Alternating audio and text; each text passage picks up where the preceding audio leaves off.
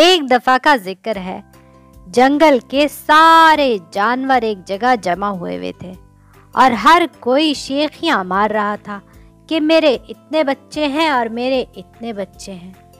एक भेड़ बोली, माँ, माँ, मेरे 3 बच्चे हैं। माँ, माँ। भेड़ की बात सुनकर कुतिया इतरा के बोली,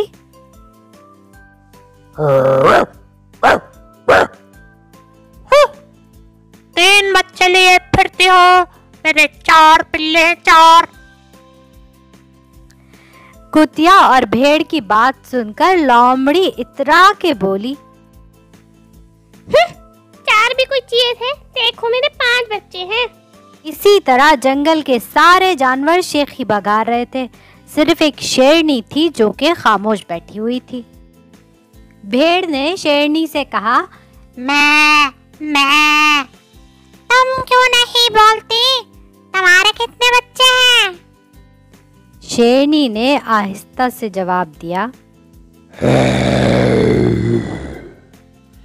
1, मगर वही सारे जंगल का बादशाह है। कहानी खत्म। और भी बहुत सारी मजे मजे की कहानियां सुनने के लिए गुलबकावली किड्स को सब्सक्राइब कर लो।